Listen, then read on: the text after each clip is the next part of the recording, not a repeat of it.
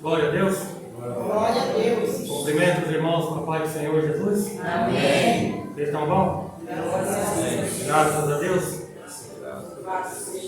A gente segue ordens e nós estamos aqui debaixo da ordenança do nosso ajudador e consolador do Espírito Santo. Abra sua Bíblia, irmãos, em Provérbio. Eita, meu Fábio, demorou você trazer Provérbio.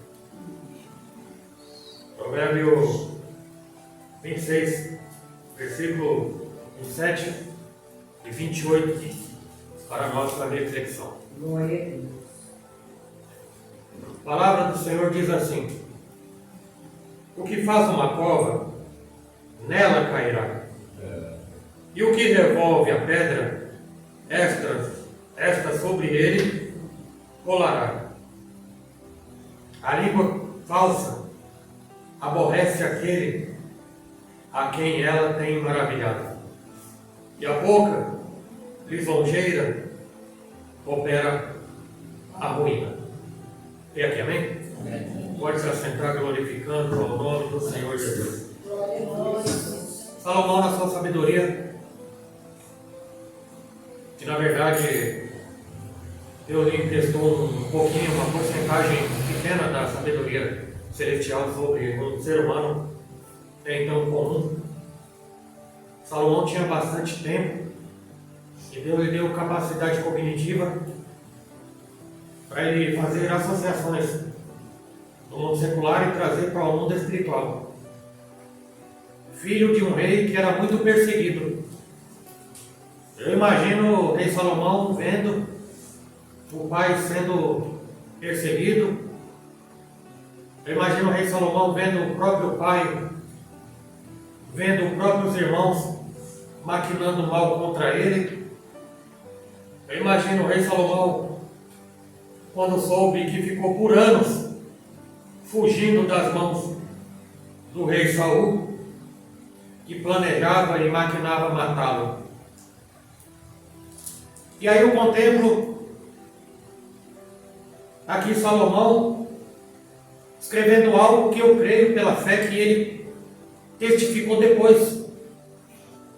Ao ver que muitas foram as armadilhas, as arapucas, como foi a palavra que você usou aqui? Conspiração. E aqui eu imagino o rei Salomão vendo e contemplando pessoas conspirando contra o seu próprio pai, conspirações de irmãos contra irmãos. E aí eu vejo que ele chegou um momento que ele falou: espera aí, na sabedoria que Deus lhe dera, ele chegou à conclusão que é inútil. É inútil, a maldição sem causa, ela não pode pegar. E ele viu e contemplou que aquele que arma uma armadilha, a própria armadilha que ele armou vai pegar ele mesmo que armou para pegar outra pessoa. Aquele que rola uma pedra, está rolando a pedra para que essa pedra role e pegue outra pessoa, menos ele. Porque a pedra nunca rola para cima, ela rola para baixo. E geralmente essa pessoa que está empurrando a pedra, está empurrando em alguém, ou na direção de alguém que ele considera que esteja abaixo. Só que Deus é tão maravilhoso que essa pedra que rolou para baixo, essa pedra vai voltar para cima e vai cair sobre quem fez ela rolar. Olha como Deus é maravilhoso em justiça. Deus é aquele que para ele não tem lei da física. A pedra pode ser do tamanho que for, pode ser uma rocha, pode ser uma montanha, pode ser uma bola de ferro. Se Deus der ordem para ela voltar atrás e pegar quem jogou, ele anula a lei da gravidade, ele anula as leis da física e cumpre a sua justiça. Verdade. E aqui um buraco. Aquele que cava uma cova, sobre ela vai cair. Porque aqui são dois exemplos: uma cova e uma pedra rolada. Quem cava uma cova, para que se cava uma cova? Já está no nome cova. Cova se joga ou coloca-se ou deposita-se um cadáver. Cadáver é o corpo de alguém que tinha vida, deixou de ser vida, tornou-se a ser um cadáver. Para quê? Para enterrar.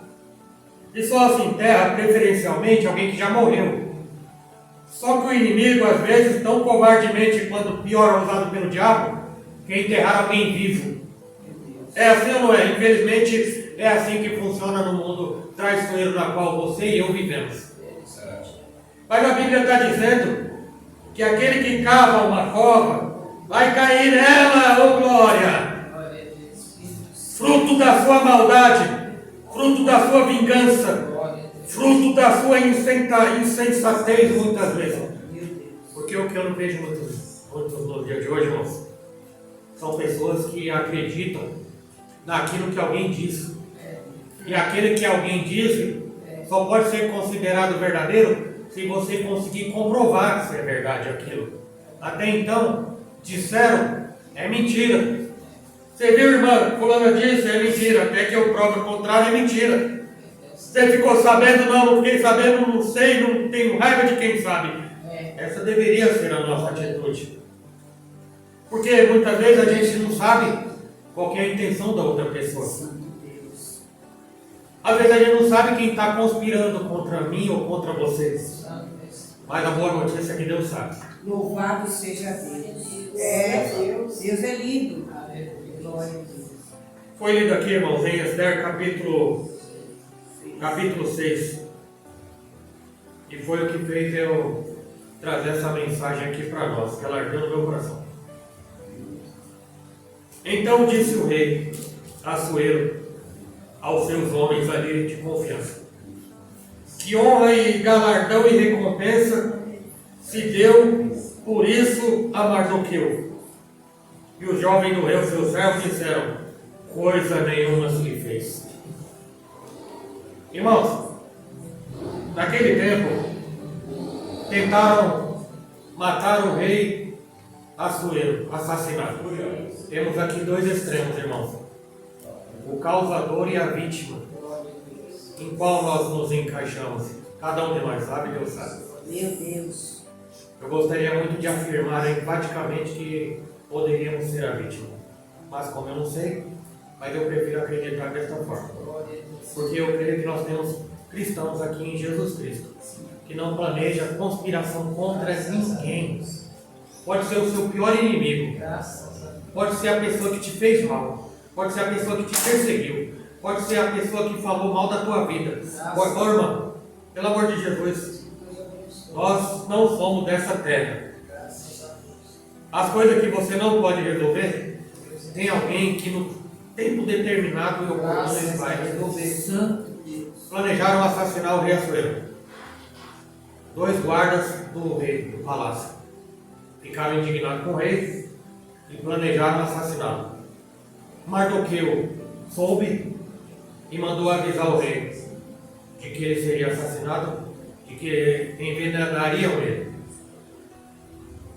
Foi livre, recebeu o livramento de Deus através de um homem até então desprezado, que era tio adotivo da futura rainha Esther, ou Radassa, como alguém preferir.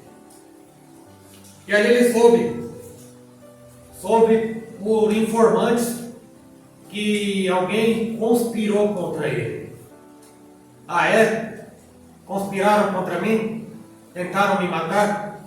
Mas eu vou dizer que eu não morri, pelo menos até então. Ah, é? Você não morreu, não. E agora, meu Deus, o que você vai fazer? Pega os 2 lá que planejaram, conspiraram contra mim e mata os enforcados. Planejou a morte do rei?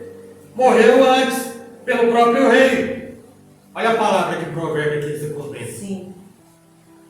Só que até então ele não sabia por intermédio de quem ele recebera esse livramento. Que a gente sabe, porque nós temos a Bíblia, naquele tempo não tinha Bíblia. Mas nós sabemos hoje que foi por intermédio de Mardoqueu. E aqui na leitura que foi feita inicialmente, ele soube que foi por mão de Mardoqueu, que até então já trabalhava como escriba no palácio. Aí ele perguntou para o apensado, aquele desperta do que dorme. falou, peraí, será que nós demos alguma recompensa para Mardoqueu? Ele merece. Ele merece ser honrado. Afinal de contas, era para mim estar morto. Mas eu não estou, por causa da vida dele. Porque ele me livrou da morte. Ele foi usado por Deus para que eu recebesse esse livramento. Aí os servos dele disseram, não, ele não deu nada, não recebeu nada. Só não recompensou ele nada. E aí o que ele fez? Então, tem alguém lá no pátio? Naquele exato momento que ele disse, não tinha. Mas aí chegou quem? Chegou Amã. Amã, o inimigo de Mardoqueu. E aqui eu quero entrar, irmão, num detalhe importante, que é pouco divulgado. Porque o que eu gostaria muito que os irmãos entendessem é que a Bíblia é um livro, não é para ser lido. A Bíblia não é para ser lido. Ele é para ser refletido. Lê, você lê uma revista, lê, você lê um jornal, lê, você lê um gibi. Mas a palavra de Deus nós temos que ler e refletir para trazer lições práticas para a nossa vida. E aí alguém vai dizer que Amã não gostava de Mardoqueu só porque não gostava. Alguém vai achar que Amã era como os crentes de algumas denominações por aí, ou talvez até da nossa, do nosso ministério. E aí, irmão, você gosta do pastor Fábio? Ah, não, o irmão Fábio eu não gosto dele não. Por quê? Não sei, eu só sei que eu não gosto. Não há um motivo para não gostar. Talvez pergunte de você. Ah, você conhece o irmão Anderson? Ah, o irmão Anderson, o ex-vaqueiro? Nunca fez nada contra mim não, mas eu não gosto dele. Eu não vou com a cara daquele cara. Não, não vou com a cara daquele cara não. Ele fala assim, né? E aquela missionária Conceição, nós conhecem? Ih, rapaz, missionária Conceição? Eu vim dizer que a filha dela é capitão lá das quantas lá. Ah, eu não gosto dela não. Nunca me fez nada e eu não gosto dela não. E alguém vai achar que isso se aplica aqui, irmãos. Infelizmente é verdade. A gente dá risada sempre porque é melhor rir do que chorar, né, irmão? Mas aqui no caso de Amã, aqui, ô irmão Anderson, no caso de Amã aqui, não é que não havia motivo, não é porque não ia com a cara, havia um motivo lá atrás. Deuteronômio capítulo 25, versículo 17. Se você puder, tiver prática, abra sua Bíblia e acompanhe. Se você tiver caneta, marque, se tiver um bastão e marca também, que é importante. 25, versículo 17 diz assim: lembra-te do que te fez Amaleque no caminho, quando saíste do Egito. Como te saiu o encontro no caminho e te derribou na retaguarda todos os fracos que iam após ti, estando tu cansado e afadigado, não temeu a Deus. Até aqui. O povo saiu do Egito, aquela caravana com centenas de milhares de pessoas, entre crianças, mulheres grávidas, homens, mulheres e idosos. Quando Deus levantou Moisés para ser usado para libertar o povo da terra da escravidão da mão de Faraó, que tipificava o diabo. E lá na peregrinação pelo deserto, todas as dificuldades do deserto já seriam bastante, não é verdade? Só que aqui chegou um momento que eles precisavam passar e cortar caminho, seguir uma reta que passava no monte, numa montanha, num povoado. E esse povoado era o povoado dos Amalequitas. Só que a palavra de Deus vai dizer que os Amalequitas não permitiram que o povo hebreu passasse pela terra deles. E disse: nós não permitiremos que você passe pela nossa terra. E fizeram com que eles dessem a volta e demorassem outros tantos de dias de demora. E nessa deles irem por outro caminho, eles foram atacados e saqueados pelos povos estrangeiros que estavam ali à espreita. Os amalequitas aqui vendo isso, se aproveitaram, foram oportunistas, assim como o diabo é oportunista, foram na retaguarda, como diz aqui o versículo, ou seja, foram por trás e atacaram. Já não bastava os inimigos vindo pela frente, os amalequitas foram por trás, na covardia, e atacaram os hebreus, e roubaram, e até levaram mulheres e crianças como escravos. Como se ninguém estivesse vendo. E aí que está o problema. Tudo que a gente faz, Deus está vendo. E Deus viu. Quanto hebreu não chorou? Quanta mulher e criança não chorou naquele dia? Mas Deus falou, espere um pouquinho mais. A minha justiça vai chegar. Espírito Santo. E Deus fez uma promessa. Eu contemplei o que vocês fizeram. E eu juro, oh meu Deus, eu juro que eu extirparei a geração dos amalequitas da face da terra para todos sempre. Meu Deus.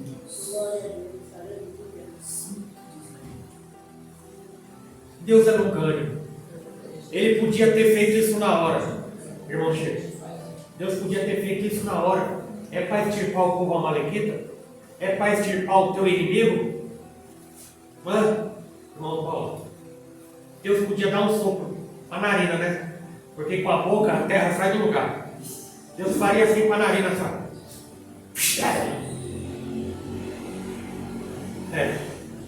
Mas ele não fez isso. Porque Deus é longânimo, ele espera, ele vai dando corda. Vai dando corda. Vai dando corda. Quando de repente. Quando a corda não está no nariz, quando o sol Santo Deus. Aí, séculos depois, Israel não tinha um rei. O povo queria um rei, a figura das outras nações. Aí Deus escolheu um para ser rei de Israel, Saul. Escolheu Saul e pôs sobre rei da terra de Israel. Só que ele achou que o cargo dele não teria uma carga. E aí que está o problema de muito obreiro hoje em dia. Acho que o seu obreiro é obreiro porque acha que é bonito, mas não quer assumir a responsabilidade. Eu te coloquei como rei sobre a terra do Egito. Foi? Está aqui, ó, em 1 Samuel, capítulo 15, versículo 1. Então disse Samuel a Saul. Samuel era a boca de Deus na terra. É como Deus falando. Enviou-me o Senhor a ungir-te rei sobre o meu povo, Israel. Ouve, pois, agora a voz das palavras do Senhor. E assim diz o Senhor dos exércitos. Eu me recordei do que fez Amaleque a Israel, como lhe se opôs no caminho quando subia do Egito. Olha Deus lembrando de um juramento que fez lá em Gênesis e em Deuteronômio capítulo 25, irmãos. Você está entendendo até aqui? Sim. O Deus de justiça que não se esquece, que não tem amnésia. Você lembra? Aleluia. Vai, pois, agora, Saul, que Deus te colocou como obreiro, você vai fazer a obra de Deus agora. Vai, pois, agora, e fere Amaleque, simbolizando aqui os amalequitas. Vai lá, fere Amaleque e destrói totalmente tudo que tiver. E não lhe perdoe nada. Porém, matará desde o homem até a mulher, desde os meninos pequenos até os de peito. Tudo, desde os boi até as ovelhas, e desde os camelos até o jumento, não é para ficar nada. Porque o Senhor jurou que acabaria com o inimigo de Israel. Deus jurou que acabaria com aqueles que usaram de covardia contra o povo dele, escolhido e eleito. Aleluia. Isso é sério demais, irmãos. Aleluia. Isso é sério demais, irmãos. Passou séculos. E Deus falou, é você que eu vou usar para cumprir a minha promessa. Aleluia. Aleluia. Aleluia. Mata tudo, extirpa. Eu não quero ver nenhuma célula viva desse povo que me irritou e me irou. Ah, meu Pai. Vai lá, Saul, é para matar tudo. Saul quer dizer, vai lá, Saul, mata tudo, cala tudo. É para você fazer o que eu estou mandando. Você está me ouvindo? Estou ouvindo, tá bom, assim seja. Aí foi lá Samuel, Amaleque era o rei dos amalequitas naquele tempo. Aí foi lá, matou quem quis, matou os boi que quis, deve ter matado todo jumento, porque jumento não tinha utilidade para ele, já tinha bastante coisa já no reinado dele. Aí viu o rei, achou o rei simpático. Saul era um rei inseguro, porque coisa ruim são pessoas inseguras que morrem de medo de tudo. E tudo aquilo que ela tem em volta contra ela, conforme o próprio Jó disse, aquilo que ele temia lhe sobreveio. E Saul era um rei inseguro. É como um marido inseguro, sempre acha que a mulher vai trair. Ou como uma mulher insegura, acha que qualquer atrasinho o marido está com outra. Aleluia. Aí foi e pegou o rei Amaleque e poupou a vida dele. Aí viu lá uns boi Nelore com um cupinzão desse tamanho, para dar uma churrascada boa.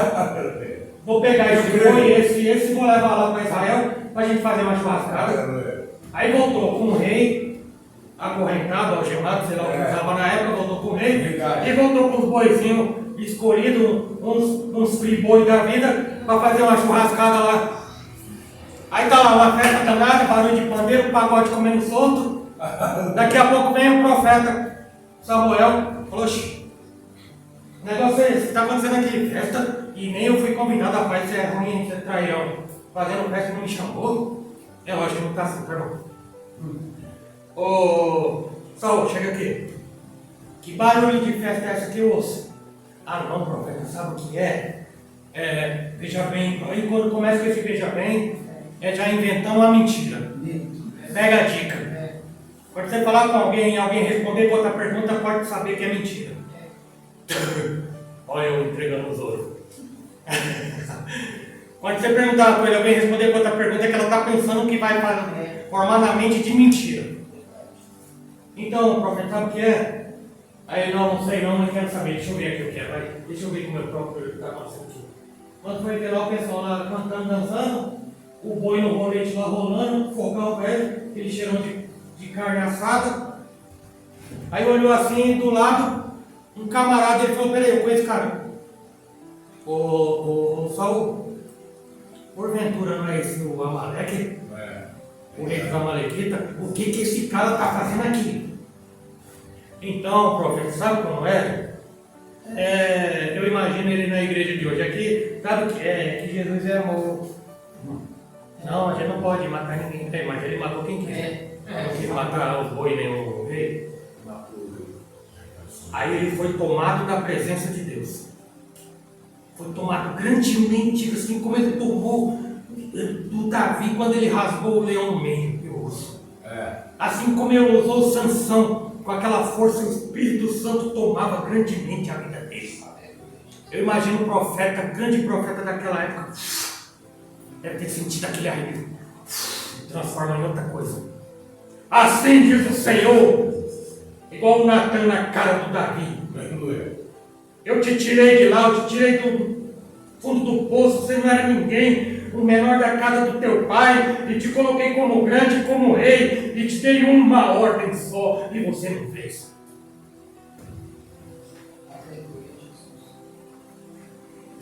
Dá a sua espada.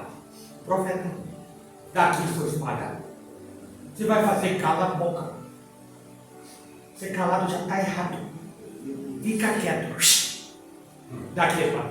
Dá, engole o jogo. Pegou a espada. O profeta, irmão. O profeta é de Deus.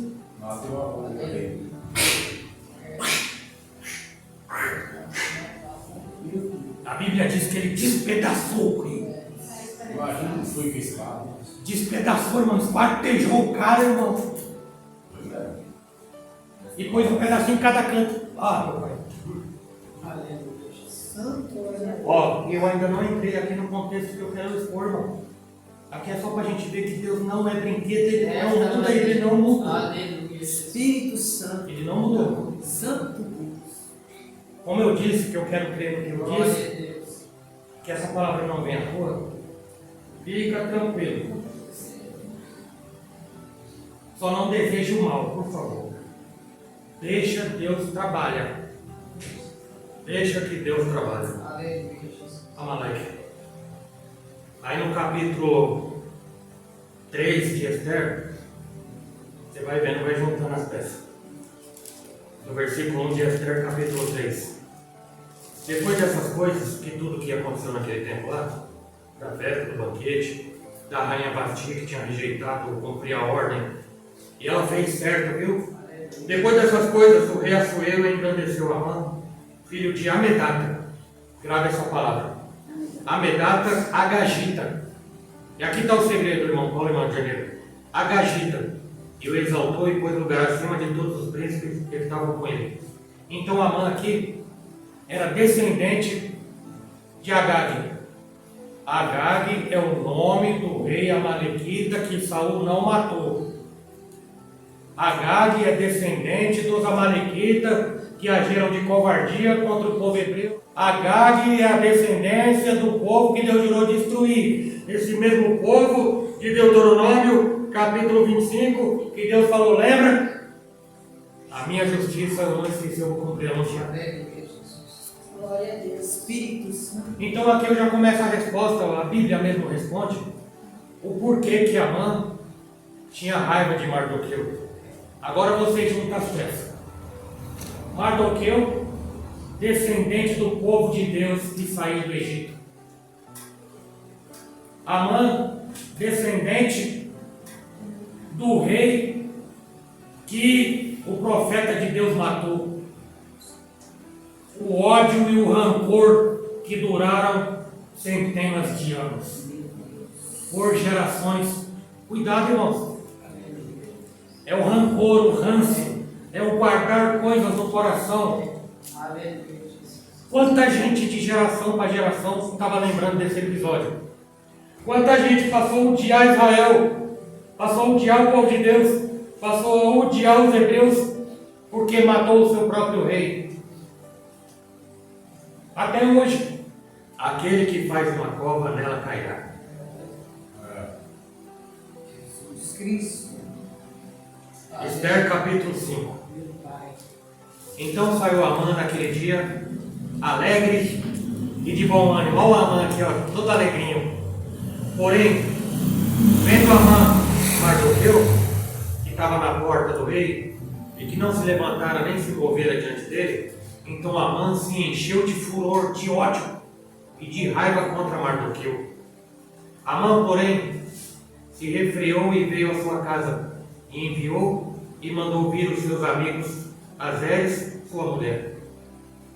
E contou-lhe Amã, a mulher e os amigos, a glória das suas riquezas que tinha conquistado diante do rei Assuero, e a multidão de seus filhos, que eram 10 filhos, e tudo em que o rei tinha engrandecido, e aquilo em que tinha exaltado sobre os príncipes e servos do rei.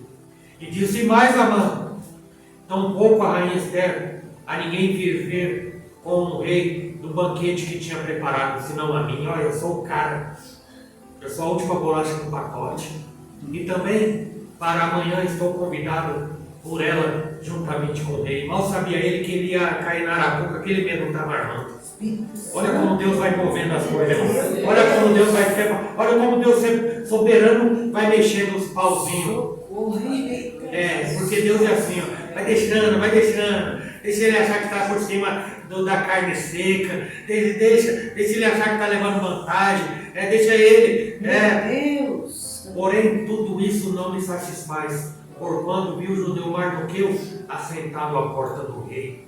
Você vê que nem a riqueza, nem a exaltação do rei foi o bastante para Amã, porque a vingança era o seu maior desejo. Versículo 14. Então ele disse Zeres a sua mulher e todos os seus amigos: faça-se uma forca de 50 côvados de altura, e amanhã diz ao rei que enforque nela Mardoqueu. E então entra alegre com o rei ao banquete. E esse conselho bem pareceu a Amã, e mandou fazer a forca. Olha aqui, olha a conspiração voltando contra.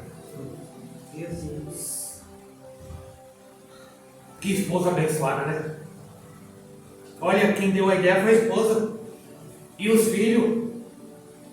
Uma família dessa era melhor ter inimigo mesmo, né, irmão? Ninguém fala sobre isso, né? O Senhor Jesus Cristo disse que o inimigo do homem é o da sua própria casa.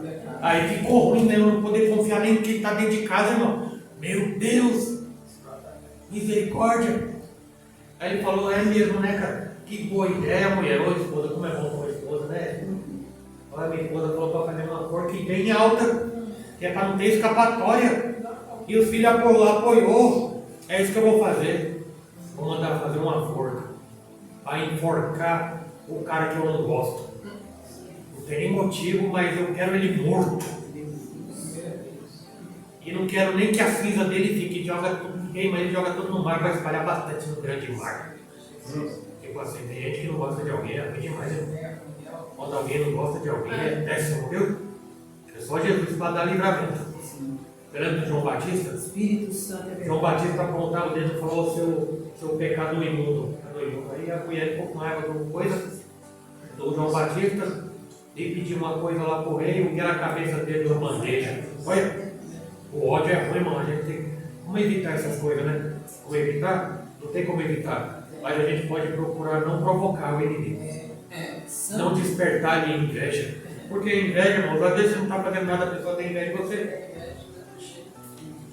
Às vezes o irmão Chico está indo bem lá no trabalho, os gráficos estão bombando, e alguém bate o olho assim e fala: esse cara aí, eu não gosto dele, ele está prosperando, está ficando feliz, mas talvez que vai dar aumento, tem que impedir.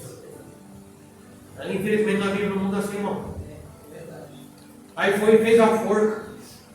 Aí foi o momento em que o rei lembra que teve livramento de morte. E quem deu esse livramento usado por Deus foi Mardoqueu, que era inimigo do próprio Amã. Aí vinha vir Amã, todo cheio de paz, já tinha conversado com a mulher, já tinha conversado com você, eu sou o cara de cavalo não é. Até fazia escova, né? Usava até secador, né? Esse cavalo bonito do rei, né? Aí entrou no pátio. Aí o primeiro. Aí o rei chamou: ô Amã, você é meu primeiro-ministro, né? O que eu vou fazer com alguém que me honrou? Eu tenho que honrar essa pessoa. O que eu vou fazer para honrar essa pessoa? Aí ele achou que era ele, povinho, né? Ah, rei, é o seguinte: você tem que fazer isso. E outra, rei, quer saber de outra? Quer? Por isso que eu estou te perguntando. Você tem que pegar o teu anel, tirar do seu dedo e pôr no dedo dele. Ele achando que é o dedo dele, olha. Ah, é? Boa ideia. Eu vou fazer tudo isso aí, mano. Muito obrigado, viu? Chama Mardoqueu. Meu Deus.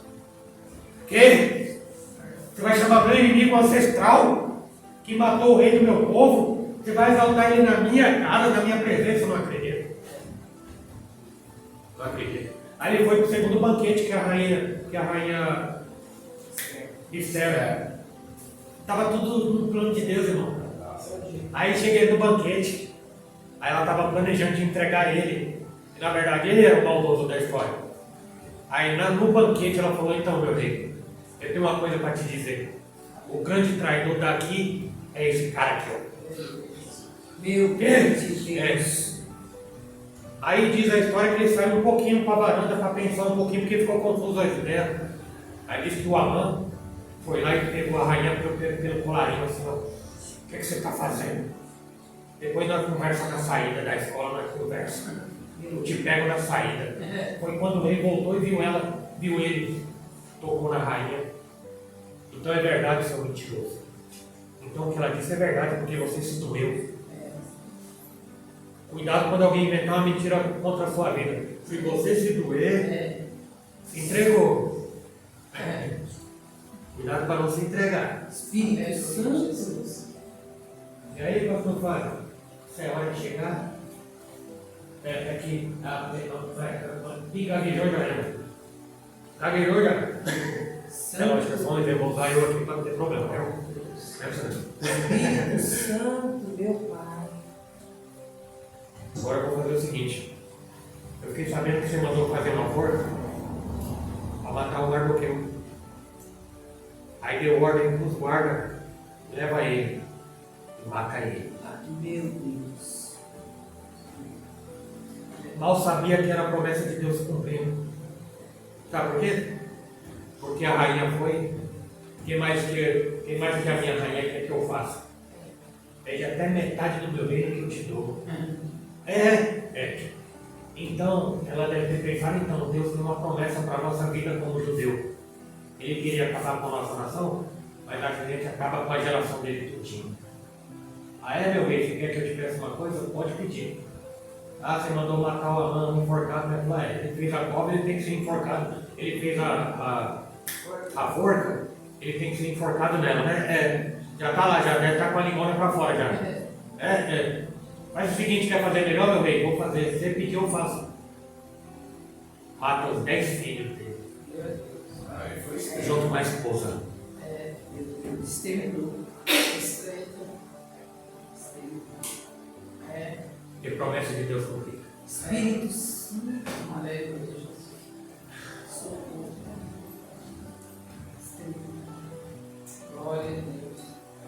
Você pode falar misericórdia? Isso tudo do Antigo Testamento. O faraó do Egito significava o diabo. Esse Amã, tudo que se levanta contra o povo de Deus é procedência maligna.